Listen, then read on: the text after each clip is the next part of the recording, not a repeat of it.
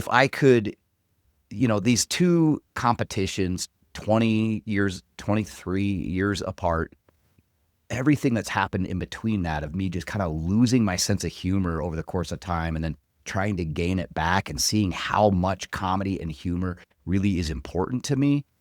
If I could go back and give my 23-year-old self advice, three things I think I would tell my 23-year-old self. One, it's not a competition. When you're on stage, people are rooting for you, like particularly in real life, not so much on social media, but in real life.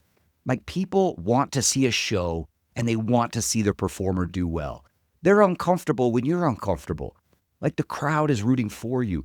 You go to any kind of a show or a talk or anything, you want that person to knock your socks off.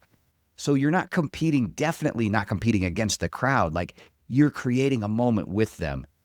And even other comedians, and this is true for people in business as well, but like even other comedians, that's not my competition. That's my community.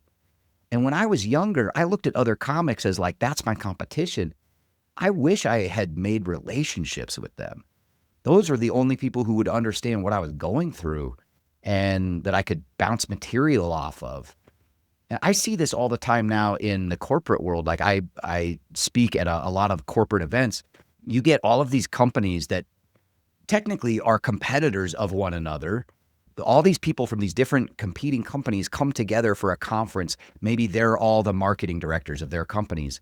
They are also their own community because those are the only other people who really understand what it is that they're going through. And so seeing our competition as actually our community, it would be a huge mind shift I would have given myself, my younger self. The other thing, and this is something I still try to remind myself of, and that I would remind you, is stop comparing your insides to other people's outsides. Like it is just not fair to yourself to be comparing how you're feeling to just the outside of what you're seeing from other people. And I would do that all the time. And like, wow, everybody else seems like they have it all together and that they're doing so well. But I'm only seeing that outside version of them while I'm feeling the inside version of myself. So I would give my 23-year-old self the advice of like, quit comparing your insides to other people's outsides. And finally, a mantra that I've learned to live by going through some difficult times in life, the death of my mom, our house burning, all that kind of stuff, is don't live your life like an actor in a drama just to reach the end to find out you were the director and it could have been a comedy. Leave it to me to make a drama out of doing stand-up comedy and making it so dramatic. Like I took it just way too seriously and I didn't have to do that. Because what I've learned is that humor is therapeutic. And some people are okay with just microdosing it. Like they don't need that much of it in their lives. But, humor and laughter, it's important and they need to get some of it. And it's good for their well-being in small doses.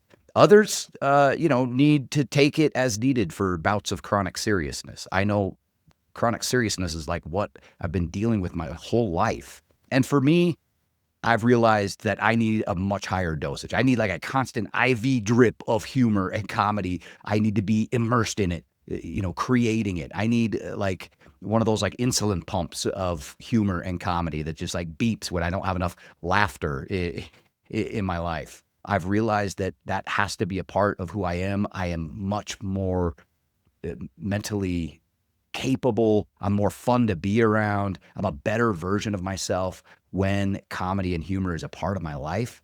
And when I get to create it and make other people laugh. The last thing I would tell my younger self is a George Bernard Shaw quote, which is, you don't stop laughing because you get old. You get old because you stop laughing. Catch the full story on the Laugh or Death podcast, available now.